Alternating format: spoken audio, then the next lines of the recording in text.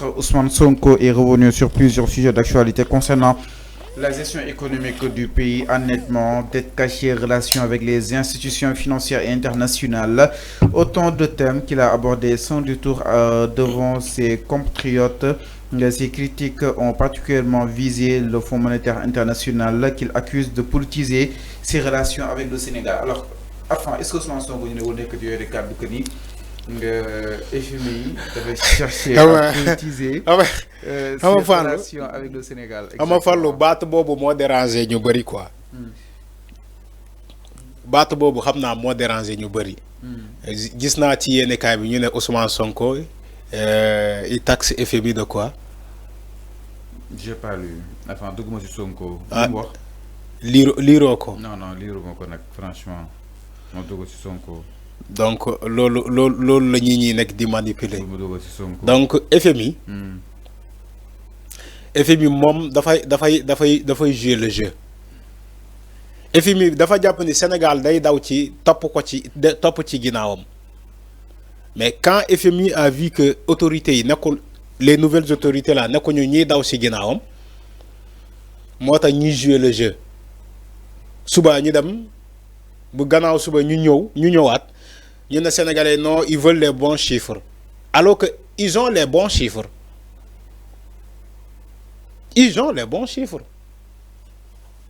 mais Ousmane Sonko ce qu'il a dit à Milan à propos de FMI il a raison ce qu'il a dit à propos de FMI il a raison man yàgg naa taxaw fii ne lan FMI du dara en réalité du dara c'est de rien du tout. FMI taxul Sénégal développé les Sénégalais doivent se préparer à ça psychologiquement nous les Sénégalais nous les Africains on doit se préparer psychologiquement ni que FMI ne peut pas développer l'Afrique FMI mënul développer Afrique FMI mu ngi fi depuis 1960 après la conférence de Berlin ils étaient là la Banque mondiale était là. ba léegi mu ngi fii FMI mu ngi fii la BAD mu ngi fii ñoom ñëpp ñu ngi fii et ces pays-là ne sont pas développés non seulement ils sont pas souverains ces pays-là mais ils sont pas développés au contraire ces pays-là ont été pillés ont été endettés surendettés boo jëlee le cas du Sénégal le Sénégal c'est aujourd'hui surendetté c'est un pays surendetté. Et on continue d'appeler FMI. On dit, oui, FMI, tu viens nous régler la dette. Oui, c'est ce que nous disons. Hein. Les politiciens, là, les Tcherno Alassane Sall, les Bougane et autres.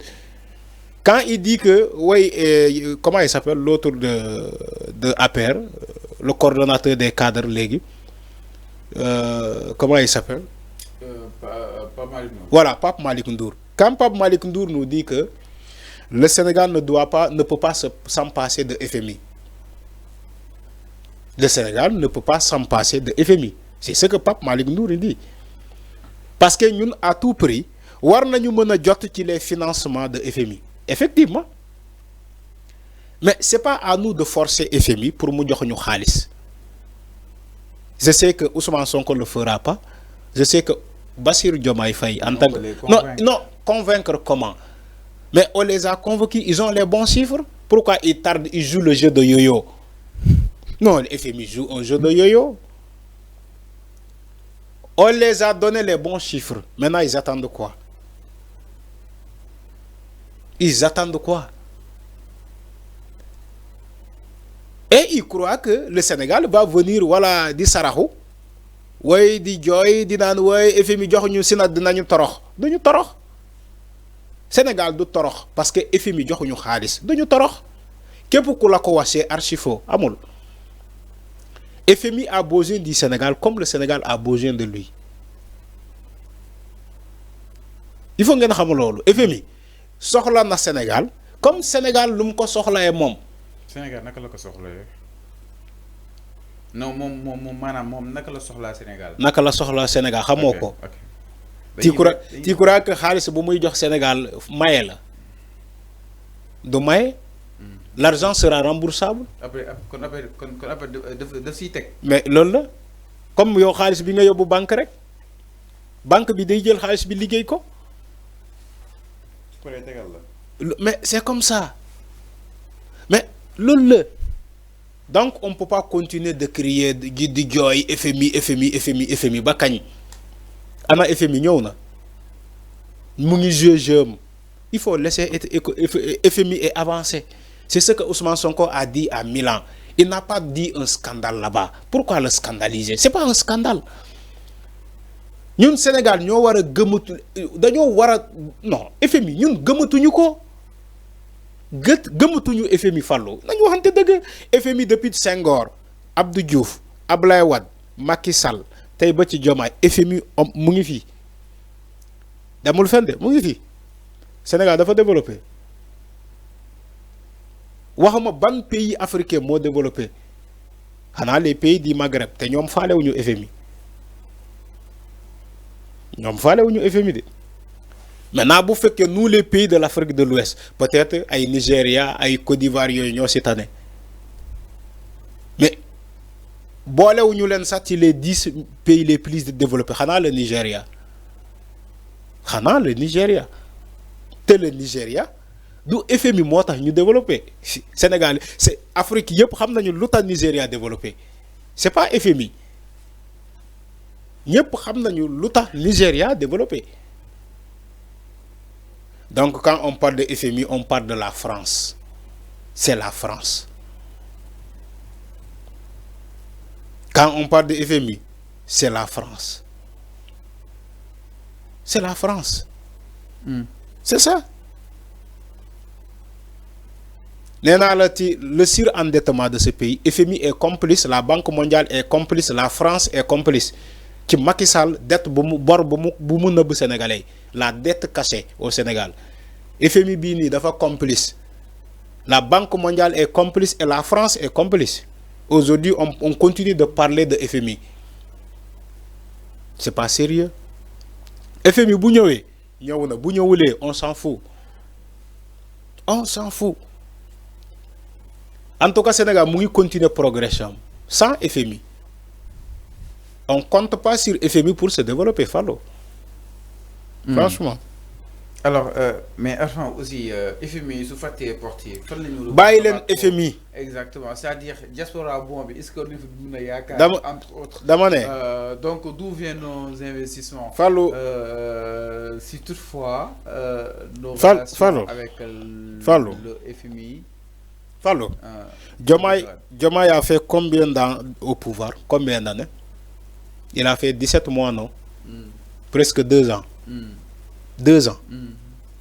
FMI ñëwul de mës nga dégg fay ñu salaire Sénégal FMI ñëwul de ñii bu ñu toogee ba léegi FMI ñëwul joxewul benn xaalis. Est-ce que Sénégal taxaw na fay ñu kenn demal nga laaj fonctionnaire yi ndax fay ñu leen seen salaire. Pourtant FMI ñëwul de nga ne ñu way FMI way c'est pas une nécessité. C'est quoi? Balaa ngay wax diaspora bond bi balaa diaspora bond bi nekku ñu di fay salaire pourtant ñu ngi fay salaire. Mais situation bi jàpp nga ni mën na continuer. Mais mën na continuer Fallou. Gis nga toute révolution commence par ça. Toute révolution au monde voilà day métti ba pare. Les pays qui se sont développés dafa commencer métti dañoo commencer ci métit ñu muñ ko liggéey ba ñu développer. Les pays développés ont commencé par là. Là où le Sénégal est aujourd'hui. Gis nga ñoom ba ñuy commencer fii le cas de la Chine. Dans les années 60, la Chine était Sénégal sa moo ko tane. Mais comment les Chinois se sont fait pour se développer actuellement? Le Japon, les bombardements de Nagasaki et Hiroshima. Ils étaient tous comme ay dômes. Aujourd'hui, le Japon est où? La Corée du Sud est où? La Corée du Nord est où? La Chine est où? Où sont nous les Africains?